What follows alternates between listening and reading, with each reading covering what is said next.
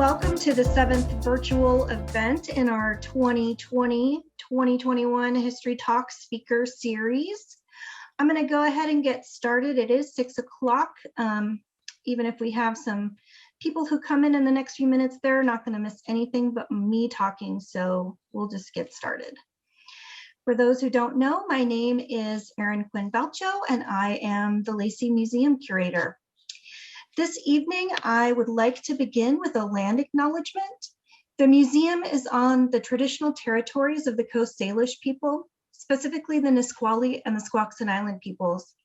Lacey and the South Puget Sound region are encompassed by the Treaty of Medicine Creek, signed under duress in 1854. We respect and affirm tribal sovereignty. And as part of the city of Lacey, we work with the Nisqually and Squaxin Island tribes in government-to-government partnership. Before we get started on the program, I'd like to share with you some museum news. I know people continue to wonder when the museum is going to be open. We still don't have an opening date. Although we could technically be open, we still believe it is in the best interest of the public to remain closed at this time. And although we have been closed since March of last year, we have been keeping very busy at the museum. We continue to accept artifacts for donation. We work on making collections accessible, and we help customers with their research queries, among many other things that we're continuing to work on. One project that we have going on, if I can get the slide to go forward, is a project to document this time that we've been going through. And we're asking people like you to submit their photos and share what they've been doing during the pandemic. Here are a couple of examples of photos we've received. The one on the left here is from Mother's Day last year when the family was socially distanced. Let's hope that those grandparents have gotten their vaccines and now maybe they can see each other. That would be great. On the right, this is a nice artistic shot. The photographer was working on a project to clean tools, and she was about to clean a socket when this moth crawled out of one of the sockets, and she took a picture, and it turned out pretty cool, I think. So we'd love to have more of these, so go through your phone and see what you have captured in the last year and send it over to us. If you go to laceymuseum.org, you'll find a link right there on the front page to take you to our Collecting COVID page. The next thing I want to share about is the new museum project. I'm hoping you've already seen on the site the new Lacey Depot and the train-themed playground. Now that the weather's getting nice, people are getting out there. It's great to see people having fun out there.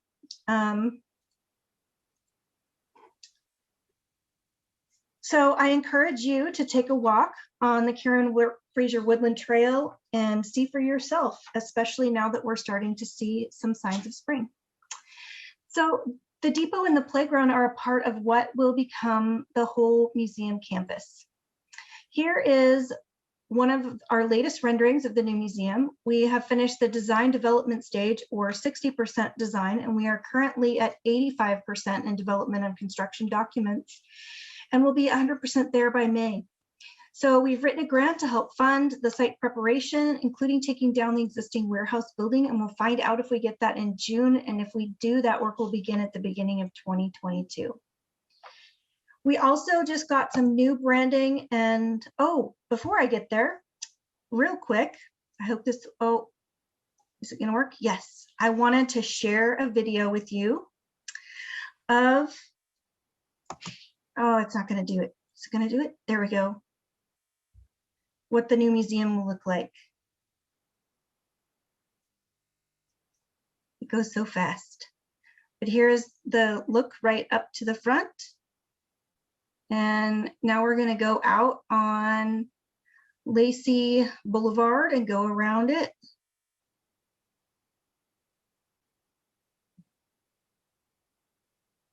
And we're going up Clearbrook, and now we're gonna head down Pacific Avenue. So hopefully we'll be able to begin our fundraising soon and get that project going. All right, Before we begin the talk with Dr. Price, I want to share with you our next speaker in the History Talks speaker series.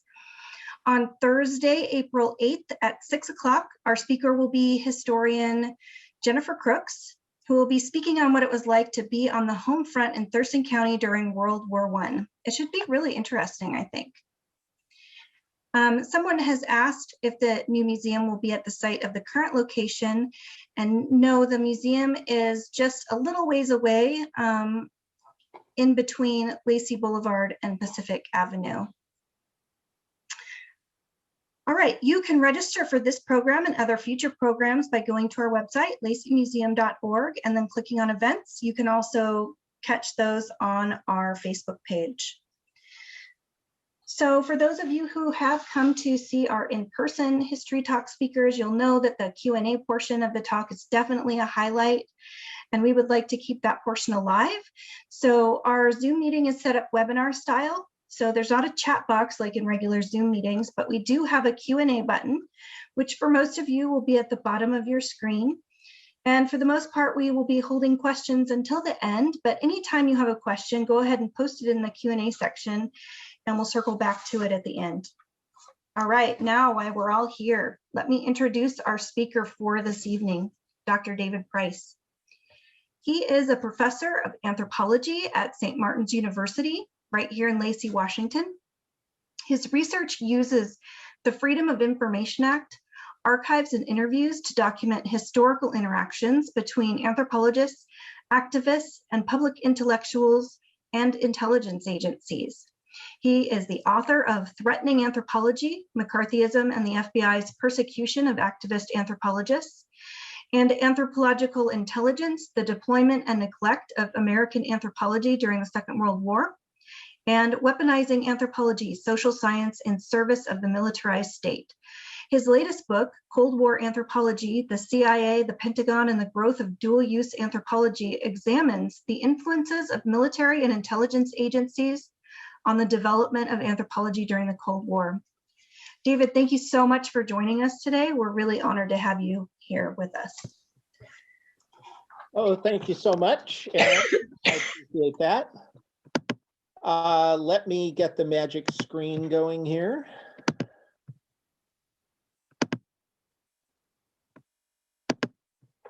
All right. I am going to speak this evening about Fred Haley, a great Washingtonian, and his FBI file. I first met Fred Haley a little more than 2 decades ago. I'd been asked to make a presentation at a small meeting in Seattle. This was at the time when Slade Gordon's, Senator Slade Gordon, was giving up his seat in the Senate, and a progressive Washington candidate decided they were going to run, and I was asked to make a position paper about what progressive policy in the Middle East might look like. My formal training is in anthropology. I have a doctorate in anthropology. I learned Arabic, did field work in Yemen and Egypt and elsewhere. So at that point in time, I was working in the Middle East. And I wrote a position paper that essentially said that American policy was going in the wrong direction. It needed to have much more balance in terms of Palestinian rights and so on. And the mansion where this meeting happened, the man whose home it was got so upset by what I was saying that he stood up and tried to basically throw me out of his house while I was making this scholarly presentation. It shocked me. I'm used to my ideas maybe not being popular, but I didn't think I would be shut down in that sort of manner. And the Washington journalist, Mike Layton, a friend of mine, stood up and told the owner of the house that if I was kicked out, he was going to go too. And then this other person stood up and said the same thing, and that person turned out to be Fred Haley, who took me to lunch that day. We had a breakout session for lunch. He took me to a small restaurant, and we talked for an hour and a half, a very animated discussion. And after that, I went to a series of political meetings that he would be at. Some were held in Tacoma, down in the flats, where he would do things like bring these big bags of the ugly candy from the factory that we would get to bring home with us afterwards, which was a real highlight. So I got to know him some. I certainly knew about his political legacy. And after he died, I got his FBI file, which is something I've been doing for years. I've been working on a large historical project that looks at Freedom of Information Act documents from the FBI, the CIA, Department of Defense, other federal agencies, to look at how these agencies are monitoring public intellectuals, anthropologists, or political activists. And it's been a real education in terms of doing this. And because I knew Fred Haley had been very politically active and very progressive, I just simply assumed that he would have an FBI file, which he did. Now, the Freedom of Information Act is a wonderful piece of legislation. Any of us, you don't have to be an American citizen, any of us can use the Freedom of Information Act to ask for records. You can ask for records on individuals, you can ask for records on organizations. There is something called the Privacy Act that says that my records are private, and your records are private until we die.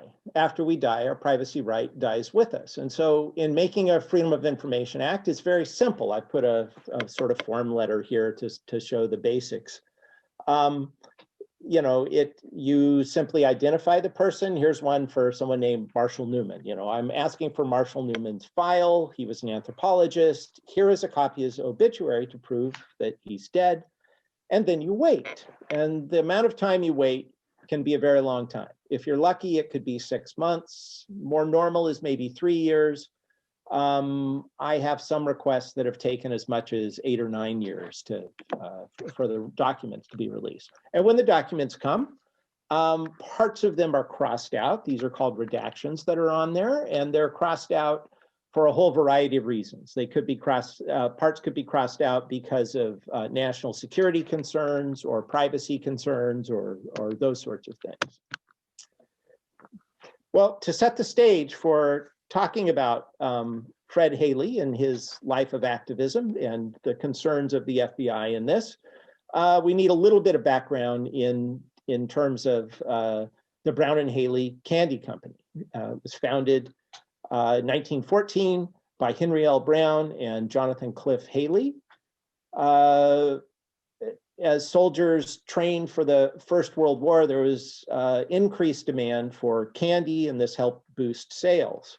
Of course, the product there, for good reason, most known for is almond roca, which is introduced in the 1920s. And then eventually, 1944, during the Second World War, Haley buys out Brown, but they keep the name of the company for continuity reasons, let's say. Fred Haley, who's one of the sons of Jonathan Cliff Haley, is in the Second World War. He's in the Navy, and after he comes home, he works for the company and then later comes to lead the company. Fred Haley was born in Tacoma, 1915, attended Stadium High School, worked a variety of jobs, including in the Forest Service, attended Dartmouth College. During the Second World War, he was in the US Navy.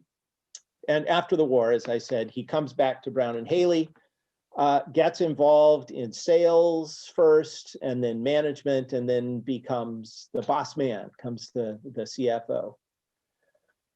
He was, throughout his life, he was very active in supporting education, in supporting civil rights, in supporting civil liberties issues in Washington state and also nationally.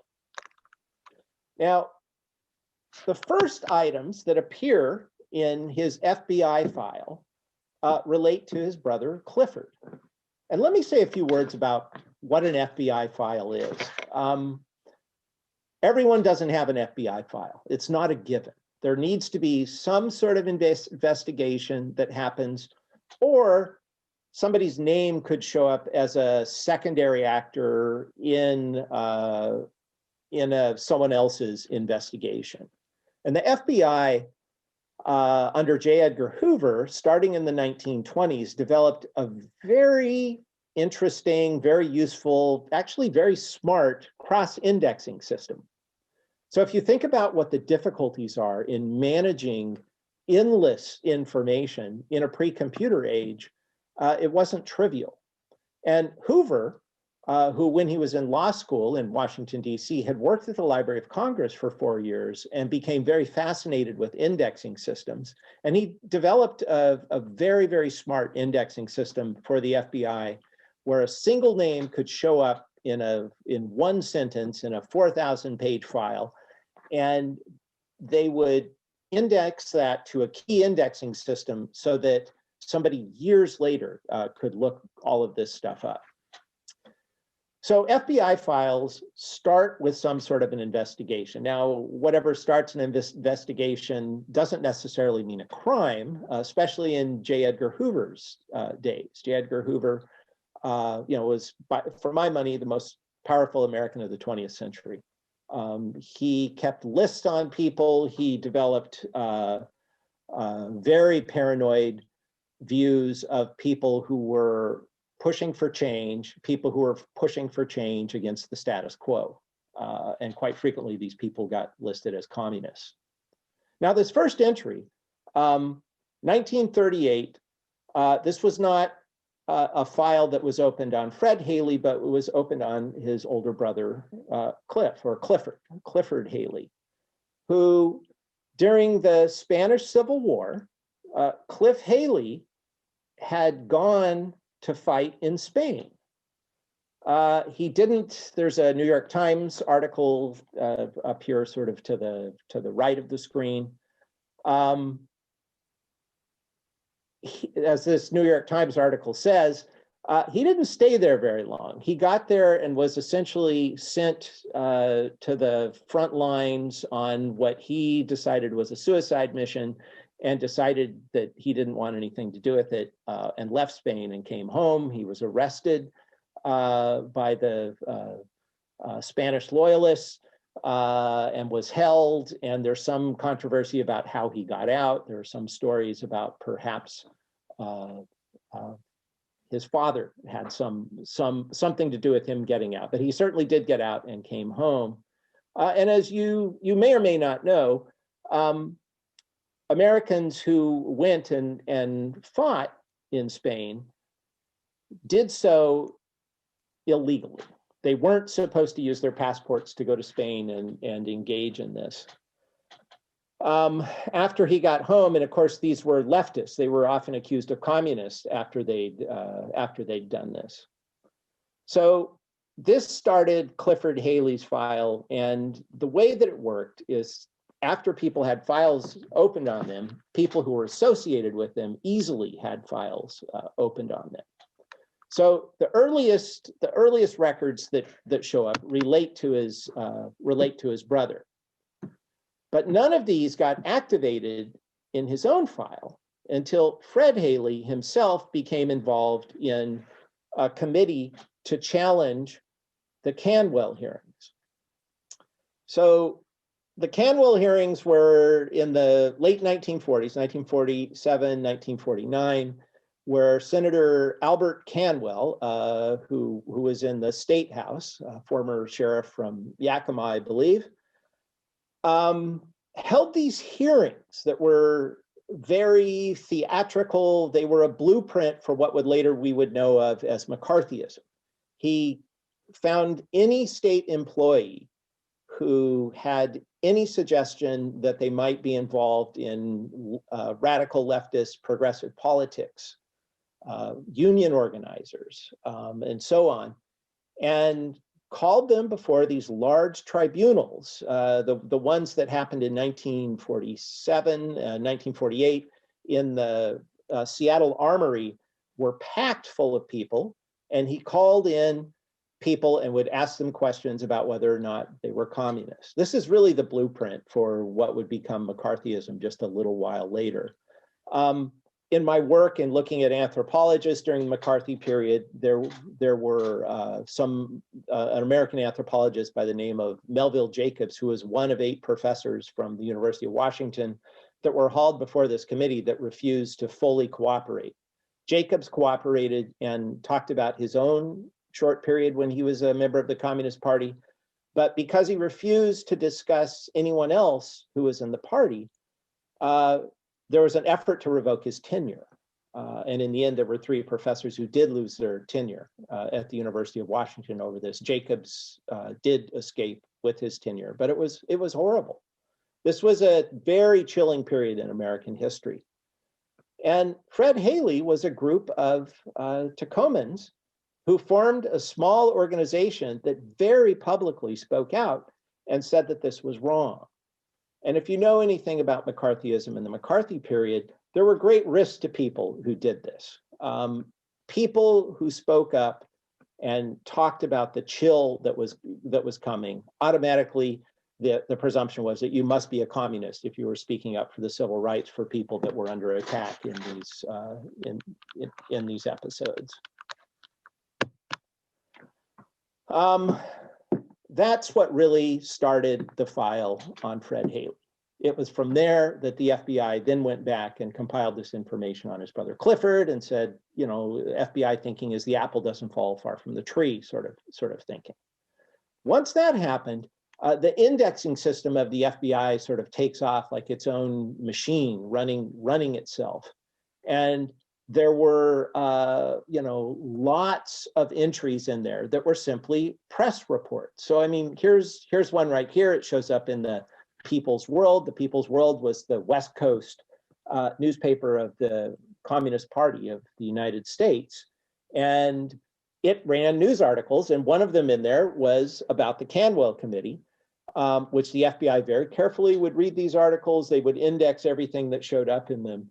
And this is where Haley started generating lots of surveillance, where the FBI was monitoring things that would show up in Tacoma newspapers, or anytime he was in the news, it would show up in a file, and there would be some little commentary in there about concern that the FBI was showing. One of the things the FBI did is it combed the morgue. Back in the days of paper newspapers, morgues were these, great resources for recent or sometimes older history. The morgue was basically a clipping file that was out there. And the FBI showed up at the Tacoma News Tribune, the TNT, at the morgue, and went through and copied every instance of Fred Haley they could find in there of Fred Haley showing up. And these would be things ranging from letters to the editor, where he would make a political position and put it out in public, to people who were writing letters of complaint after he would write a letter to the editor. But it also included, many instances of him being involved in charity, of him being involved in projects of the public good. And the FBI would record all of these and sort of go through them and speculate on what might be going on with these things in these files. That's the thing about an FBI file, is it's endless speculation. Often it's speculation that gets recycled again and again and again in different ways.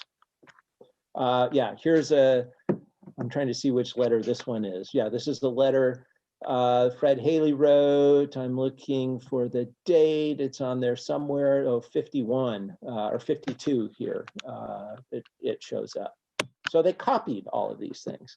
The FBI also did background interviews with all sorts of people. In the 1950s, there was a strange investigation that happened. This was when the FBI started getting concerned after the Canwell hearings and stuff like this, where the FBI decided to go back and look into Fred Haley's military career to see if during his time in the Navy, if perhaps he had done some sort of communist activity or something like this. And so Navy intelligence opened its own investigation, and they sent field agents out to do background interviews. This is, of course, years after the end of World War II that they start doing this. One of the people interviewed was Alvin H. Brown, the president of Rogers Candy Company, and he was the son of Harry Brown, the former partner of Fred Haley's father. He's the Brown of the son of Brown and Haley. In this interview with the naval intelligence officer, Brown said, quote, "He's well acquainted with all members of the Haley family and described the Haley family as being very eccentric and a family of definite convictions, that each of the family are so definite in these convictions that they stand up and fight for them regardless of public opinion," which I think is a very good summary of the extent to which Fred Haley would go in standing up for his convictions. Brown told the investigator that, quote, "Once in Spain," this is talking about his brother Cliff had become discouraged and delusioned, and when his father learned of this change of perspective, he, quote, "spent thousands of dollars to have him return to the US and used considerable influence and untold amounts of money in order to suppress any publicity of his son's service with the communist armies in Spain." Brown claimed that the senior Haley's health problems stemmed from the shame and heartbreak of the eventual shameful publicity coming from the news of his son's time in Spain. These are not reported as facts. These are reported, these are the sorts of things that these investigations dig up. This sort of speculation that family member, that a former business partner's son would have about people that he was not necessarily directly involved in. But these sorts of stories take on lives of their own in these FBI files. As part of his dedication to public service and his interest in public education, Fred Haley was a member of the Tacoma School Board from 1954 to 1965. The timing of this, of it happening during sort of the highlight of the McCarthy period, became very important. Haley was, for decades, was very involved in education as a public good, supporter of Head Start, and various scholarship programs that were out there. Again, because it was the McCarthy period, there were several episodes that Haley got drawn into where he publicly spoke out, and his positions became very important for the FBI, increasing the monitoring of his public statements. There was an incident where there were textbooks that were being burned. The idea was that progressive high school history textbooks that talked about America's racist past and racial problems in the present had to be linked to communism. This was a very common view during the period. And it's important to understand where this view came from. Certainly in the 1950s, when there were political parties that were standing up and being active or activists for racial equality, it wasn't the National Democratic Party that was doing it. It wasn't the Republican Party that was doing it. The Democrats on a national level, you could have regional Democrats that would do this, but as a political party, the Dixiecrats, the idea that the Democrats held sway in the South prevented any sort of national call for these sorts of things. So when there were organized political protests to work for racial equality in the 1950s, more often than not, the Communist Party would be involved in it. But they would be involved in it with lots of other groups. These people were thought of by the FBI as being fellow travelers or communist dupes or things like this. But in terms of organizing people, a political party organizing people to speak up against the racism that was going on, it wasn't the Democrats, it wasn't the Republicans. If any party was doing it, it was some flavor of a socialist party, or the Communist Party was very active in these things. And so this is what gave steam to McCarthy and people like that, is if you had someone who was involved in a group fighting for racial equality, if there were 100 people in the group and 3 of the people were communists, it made it very easy to do this. Plus, the communists were the ones that were going out and speaking up for the Scottsboro Boys and things like this when these incidents would happen.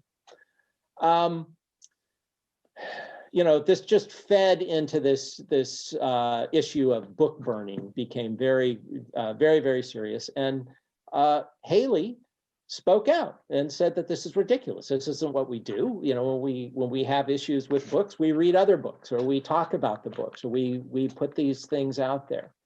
Again, on the left, when these sorts of things happened, they're going to show up in the People's World, the communist newspaper. And so when that would happen, it would again reinforce this idea without merit that Fred Haley was somehow a communist because he was involved in these things.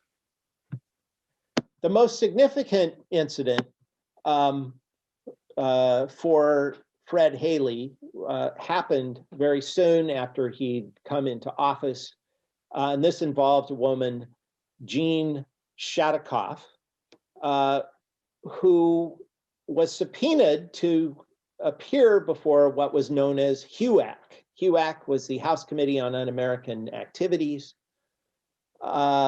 which was not McCarthy's committee. McCarthy was in the Senate, this was in the House, but in many ways, it was sort of drafting off of the vapors of McCarthy.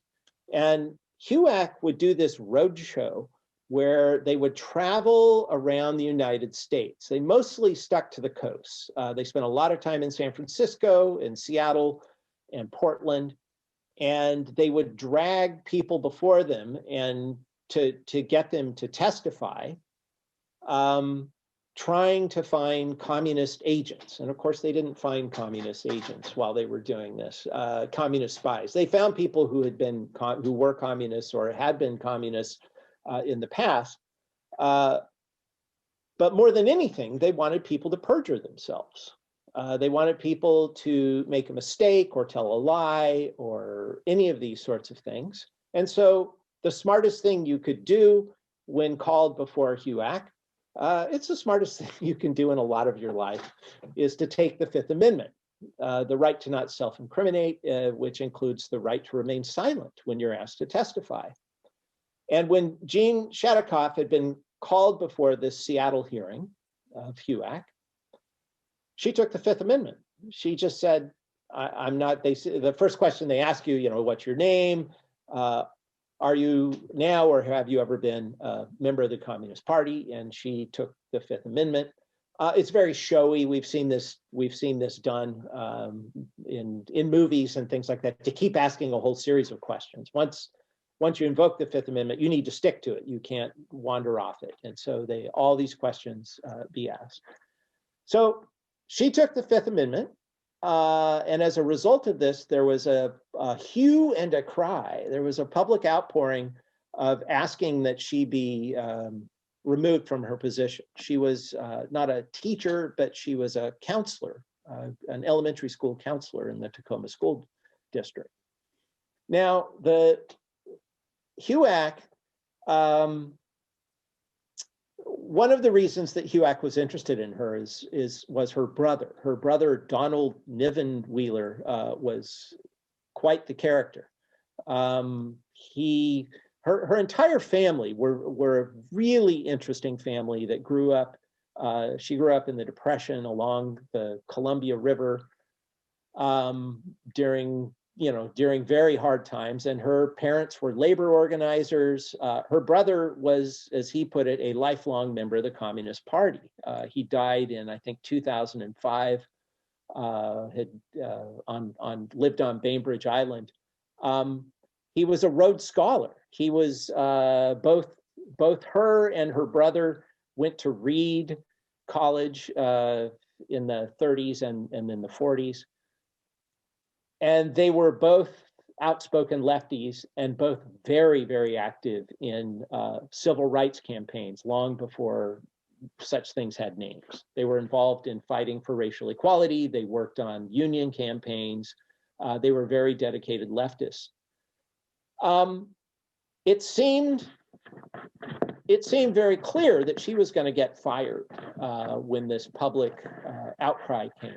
Basically, the John Birchers and local groups spoke up and said, we can't have someone who's obviously a communist. I mean, her brother was known to be a communist and so on, needs to be fired. And Fred Haley spoke up and said, be fired for taking the Fifth Amendment? The Fifth Amendment is our right to take. There's someone getting fired for the Fifth Amendment. Taking the Fifth Amendment makes absolutely no sense.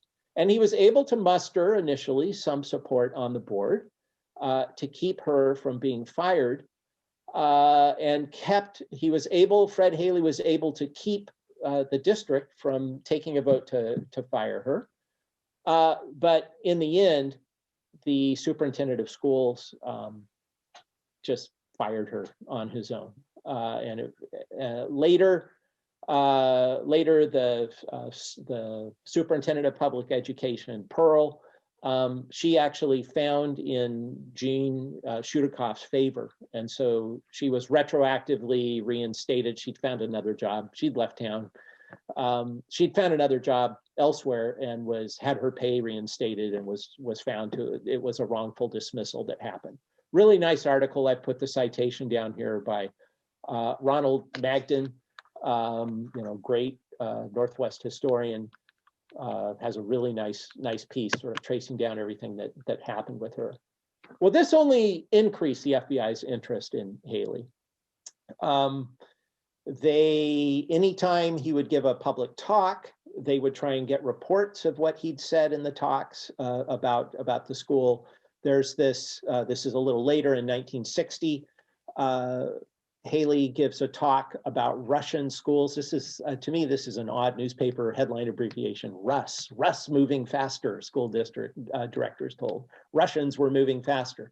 He toured the Soviet Union, found some admirable things that were going on in their educational system and spoke about them. Again, this just furthered the paranoia and distrust within the FBI about what he was doing and why.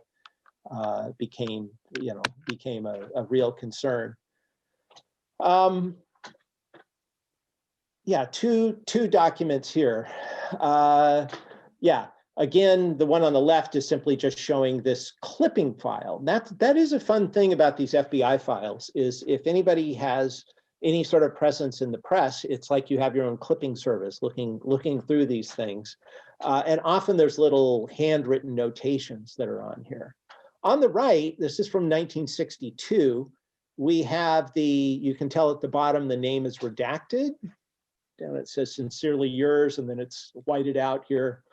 This is a letter to the FBI, January 1st, 1962, from the president of the Bremerton Education Association, the teachers' professional organization, who gives a report to the FBI about his suspicions about Fred Haley after Haley had given a speech to his organization. And these are very common occurrences in Fred Haley's file.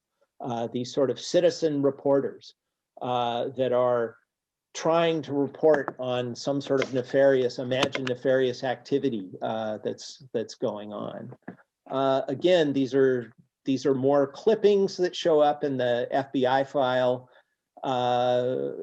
Which is essentially a file questioning his loyalty for doing what he's doing in standing up for civil rights and civil liberties and doing these. And there are fascinating accounts that show up here. The FBI was suspicious about Fred Haley's travel. He was a world traveler, sometimes for business, sometimes for pleasure. And one of the, I said earlier, for my money, I think that J. Edgar Hoover may have been the most powerful American in the 20th century. If I had to say who I thought the most powerful woman in the 20th century is, I might say Ruth Shipley. Ruth Shipley was a woman not seen in public much, who for almost 30 years worked in the passport office and decided who got passports and who didn't. And she doesn't show up in the Fred Haley file, but I've seen her in dozens and dozens of files make it impossible for people that she decides have bad politics to get passports. And it was a very common occurrence in the 40s and 50s for her to intervene and do this sort of stuff. So there's this sort of watching that's going on as Fred Haley travels. When he goes to Russia again and sees the school system, there's a great deal of interest, wondering about what he's doing and what's going on with that. And as in 1963, Fred Haley travels across the US. I think he took a bus all the way across the country for the March on Washington, something that he described as very powerful for him personally, had a great deal of meaning. The FBI notes this in his file as being some sort of suspicious activity that's going on. This didn't really surprise me, but it just struck me as, I guess, creepy is the best word here. There are some instances in Fred Haley's FBI file where his fellow business leaders, members of the business community, were reporting to the FBI concerns about him, concerns about his loyalty. And here's an account from 1957 where it says, it says the FBI interviewed someone who had been at this small meeting of fellow business workers that were getting together at business leaders that were getting together at a restaurant on an annual basis and talking, having a meal, having a drink, talking to each other. And this is a report that says on one of these meetings, Fred Haley came and claimed that he had a recording of the Congress that was, and Senator McCarthy giving a talk, and that it was extraordinary. And he gave some sort of great build-up, and then he played this record or a tape, and it was a comedy. It was a comedy routine that was essentially making fun of McCarthy, and this was outrageous. It was so outrageous to this person, whose name is withheld, that they wrote an informer letter to the FBI, letting them know about this. There's complaining about that Haley is routinely bringing up uncomfortable leftist ideas during this meeting, and so his fellow captains of industry did not appreciate what he was doing with this. Let me wrap this up, try and do a little bit of perspective on the meaning of this file, on the meaning of all these FBI files, and the meaning of the FBI thinking it was appropriate to do this, and why would Fred Haley be seen as suspect under these conditions? First, I love this quote here, and couldn't resist using it here. I think this sort of history is really important because we all know the past isn't just the past. There are lots of elements of the sorts of oppression that came up during the McCarthy period. We can feel chills coming. We can tell that it's not the same country. We're not living in the same country that we were several years ago in terms of assuming that it's safe to always be talking about things. And so I think Fred Haley provides a very valuable lesson in the context of this great quote by Sigmund Diamond, where Diamond says, "Since historical memory is one of the weapons against abuse and power, there's no question why those who have power create a desert of organized forgetting." And then he asked, but why should those who have been the victims sometimes act if they too had forgotten? And for me, one of the most important things that shows up in this FBI file of Haley, Fred Haley,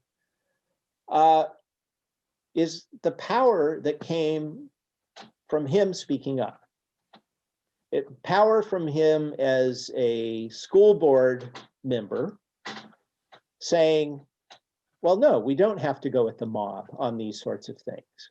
The power of speaking up when someone like Canwell appears. And we all know there will be other Canwells that will be appearing, and whether people are accused of being communist or something else, Antifa, we need to know this history and we need to know these tactics. And the number one tactic is you speak up, even though there's danger in speaking up. Part of the danger is you show up on the radar. Part of showing up on the radar is the FBI or whoever is in charge of managing the status quo starts keeping records of what's going on. And for me, that's a real significant thing in reading through this record of Fred Haley. He didn't do anything wrong. Not only did he not do anything wrong, he was acting in a truly patriotic way by speaking up by people who would deny civil liberties, who would deny others the right to the Fifth Amendment. So in putting together these slides and thinking about this talk, I watched some really nice oral history interviews that were done by the Seattle Public Library in the 1980s, 1986. There's a three video set that you can find online. Last slide, I put up the address if anyone wants to. I don't know. I don't think you could write it out. It's so long, but I put it up there that you can check it out. You can find it just by Googling Fred Haley, Seattle Public Library. It'll show up. And in these interviews, Haley's asked how he came to develop such a progressive pro-union views while he was the owner of a large industrial operation, right? Usually it's the boss man that's trying to put the kibosh on the union. But Haley was firmly in support of this. And as I wrote here, Haley said it was a combination of forces that included experience he gained working in the woods, probably listening to the kinds of arguments, this is a quote, that he got at working in the woods, probably listening to the kinds of arguments that I did during the Depression among loggers who had cause to hate their bosses. I mean, these sort of lessons stuck with him. But there were, of course, other factors that influenced Fred Haley's activism and his development. These were his educational development, his sense of civic responsibility, and the political milieu of his family. One of the articles the FBI found, I have down here, was a sort of a feature. It says 5 Haleys take pride in rival political positions, that talks about him and his siblings running the spectrum of various political beliefs, some being Republican, some being Democrats, some having radical politics that were out there. In these interviews, Fred Haley also credits Tacoma Stadium High and Dartmouth University, where he was exposed to civil libertarian writers of the Enlightenment. He talks about the Enlightenment being very important on his formation of thought. He singles out John Locke, Rousseau, Voltaire, John Stuart Mill, and he directly credits his activism as rooted in his education reading these thinkers. At one point, he makes an observation. He says, quote, "It would be much more extraordinary if, having the educational background I did and whatever thoughtfulness I had, if I hadn't felt the way I did and been willing to put my head on the chopping block if I had to." Yet there's also something more than his education that's at work here, as most of his age mates, most of the people that were his age that lived through this time and who received the same education remained silent during this red baiting that was going on. And the silence before the bullies that happened. Fred Haley had, of course, a remarkable amount of privilege, the status that he was born into, being a leader of the community, being a business leader, each of these things, but he didn't waste this. He used the privilege that he had to work for the public good. And the FBI has so frequently targeted those working for change to benefit the majority of Americans. Fred Haley, I think quite honorably, became one of the thousands of Americans who fell under this surveillance because he was pushing for ideas that were far beyond the age that he was living in. And that's my conclusion, wrapping it up. So I'm hoping that there are questions showing up along the way, because I'd love to do some discussion or questions and answers. Thank you so much. That was really interesting. Wow, so much stuff I didn't know about. I love that. Yeah, we do have a couple questions, and I'm going to encourage anybody out there who's got a question or a comment or just wants to contribute to the conversation to go ahead and put that into the question and answer section. All right, here's your first question. To your knowledge, did Hoover et al. Ever investigate members of the American Bund, USA Nazi Party rightists, that was strong right up to Pearl Harbor, like they did alleged quote unquote commies or leftists? Great question, Gary. It's good to see that you're here. He did. There were investigations of American right-wing groups, but never on the same sort of level as the communists were. The communists had significant FBI surveillance from the 1920s on, whereas FBI surveillance of the Nazis, the American Bund, was much more fleeting. Certainly their directors, the leaders of the Bund had some sort of surveillance, but it really couldn't compare in scope to what went on with the Nazis, which I think is telling. All right, we have a comment here. This woman says, in the 50s, the FBI was questioning my parents' neighbors and the other businesses in the area of their business. Yeah, this was routine. You know, the FBI never gathered information they didn't keep. And one of the things that happens is, you know, the FBI, there are lots of reasons why the FBI interview people. It could be a background check. There are several types of federal employment where the FBI will do a background check. Now they do outsourcing. They have these independent agencies that will do it. But basically up until about a dozen years ago, if someone had high-level federal employment, the FBI would do background checks.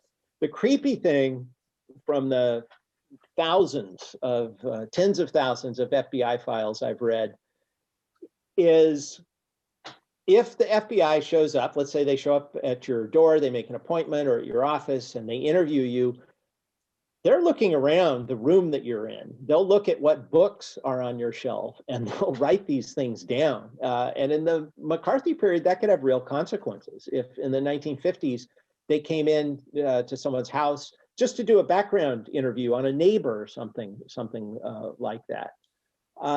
They're taking notes, and there are cases where they would start their own investigations doing this. So it was fairly common. I'm not surprised your parents were interviewed. If you're interested, it's really easy to do Freedom of Information Act requests. You might want to do that.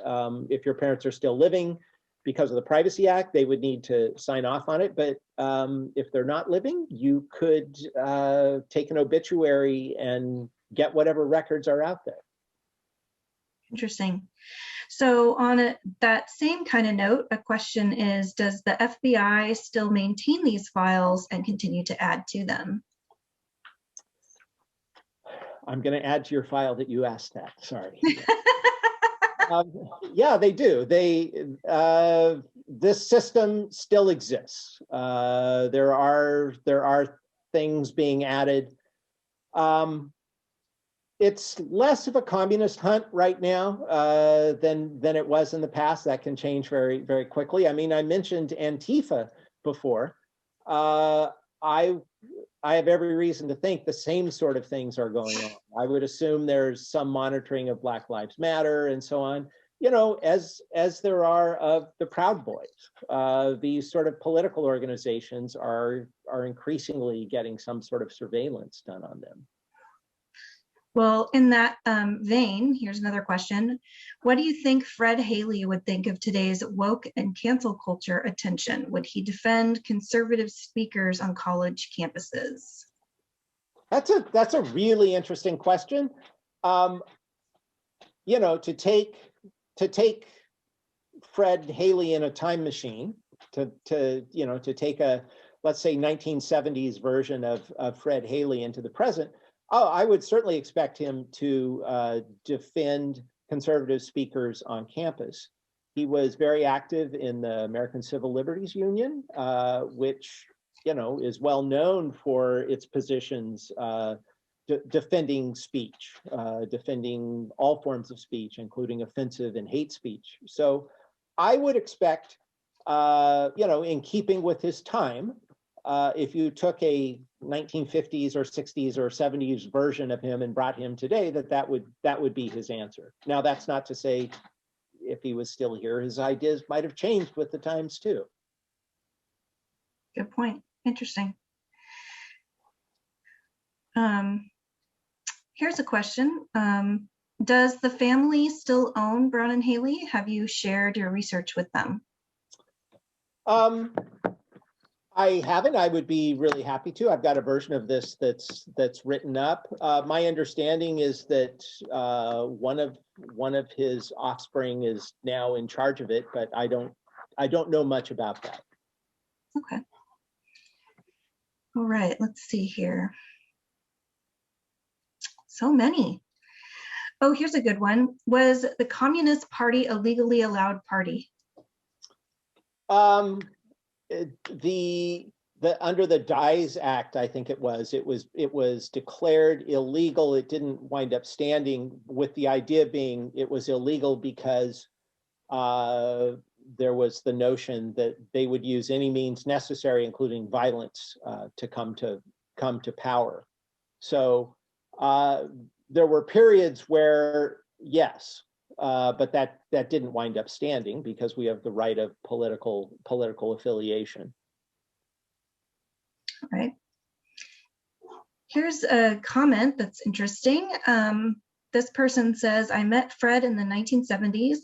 At the time, he was helping to support neighborhood improvement groups in the minority areas of Tacoma. I met him through Father Bill Bishel, nicknamed Bix, who was a priest in the area and later helped lead some of the protests at Bangor. I knew Bix.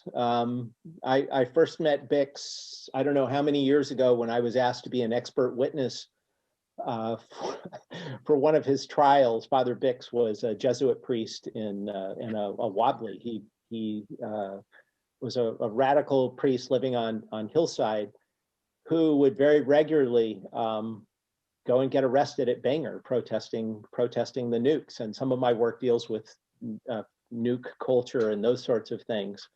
It doesn't surprise me at all that those two would have known each other. Bix is someone else whose FBI file I've asked for and am still waiting for. I'm sure it will be interesting. It's just about 7 o'clock. We're going to keep going if you're up for it, Dr. Price. Sure. Because we still got a bunch of questions, but if anyone wants to go ahead and exit, they're welcome to, of course. And you can stay on and continue the conversation if you'd like. All right. Here's one. For how long did the FBI track Mr. Haley's activities? Is there evidence of his telephone being tapped?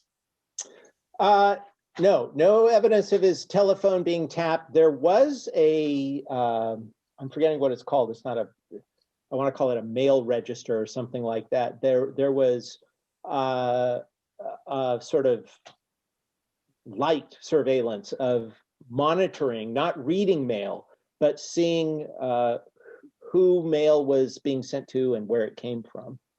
But no, I found no evidence of the phone being tapped or listened in on. But there can be records that are withheld, and if that was done illegally, which often the FBI wouldn't bother getting a warrant, they tend to not release those sorts of things.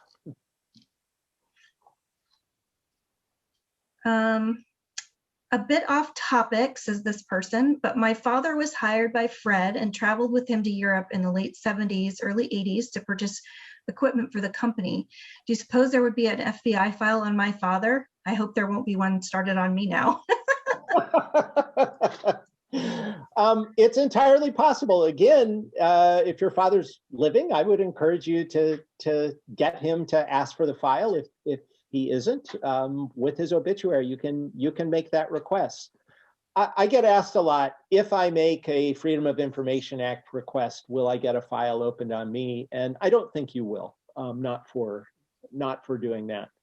And if you did, well, come on in, the water's warm, you know. Does that mean you've asked for your own file? Yeah, sure. There's nothing too interesting in there. I mean, I worked, I started off working in the Middle East, learned Arabic, traveled in the Middle East. So, there's State Department passport documents and things like that. So here's one. Do you think if one was ever involved in a peace movement, one could assume that they have a file? If you were successful. Maybe it depends. It certainly depends. It depends on the era. It depends on the sort of activities the group was undertaking. Certainly in the 1960s, it's highly likely. Right now, we're on the 50th anniversary, I think 2 days ago, of the COINTELPRO break-in in Media, Pennsylvania, where a small group of anti-war activists broke into an FBI office and disclosed to us this massive surveillance campaign known as COINTELPRO, where anti-war groups, Black Panthers, all sorts of equal rights groups, American Indian Movement, were not just under surveillance, but were being harassed and had people, FBI agents, covertly joining their groups and trying to get them to break the law. So it really depends. If lots of anti-war groups have very big files, the Quakers, I've read a lot of Quaker files of people doing nonviolent resistance that have them. So it's possible. All right. Here's a good comment. Now I wonder how much of Fred Haley's history my mom knew and whether that played a role in her always stopping by the Brown and Haley store in Tacoma in the 60s and 70s. That's great. I'm glad it sparked that memory. Did Fred's more personal convictions conflict with his Brown family connections? Did it get in the way of the business? The Brown family did not have anything to do with Brown and Haley from, I think it's the 40s on. So I don't know. I don't know that would necessarily really matter. I don't know. That's a good question. All right. In your research, do you conclude that the FBI and HUAC, is that how you say it? HUAC?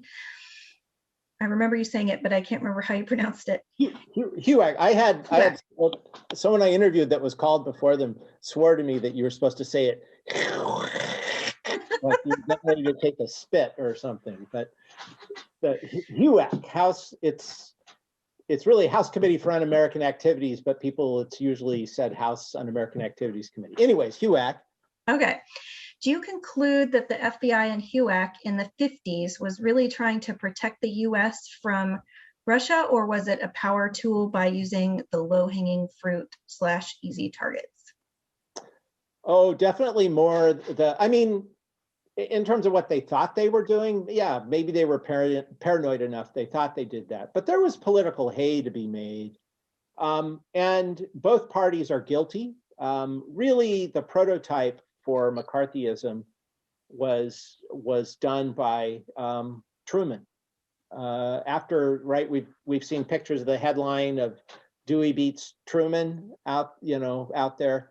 Well, one of the reasons Dewey might have, which he didn't, beaten Truman was because Henry Wallace, FDR's other vice president, had run as a far left candidate and splintered off the real progressive left in the United States. And because you had a third candidate, it was possible that Truman could have lost. He didn't.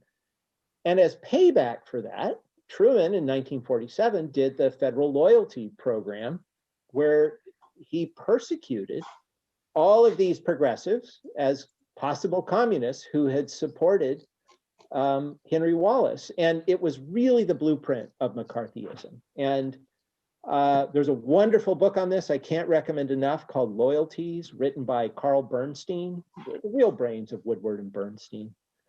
Carl Bernstein's father was the only attorney in Washington, D.C. who would defend people accused under the Truman loyalty oath. It was a horrible thing. It was a horrible thing that Truman did with that.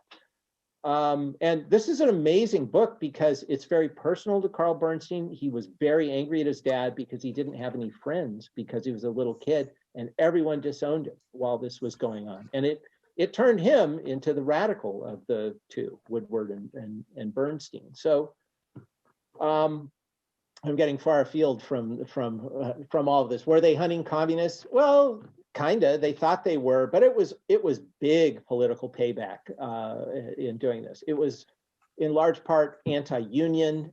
The union leaders were routinely brought in, the leaders of the social workers union, dock workers, all of these things. So it was trying to put a damper on American progressivism by painting everyone as a communist. So another question, I apologize, my kitten is doing crazy things with my leg. All right, how is the FBI behavior currently regarding investigation of political ideological movements in general? Yeah, good question. For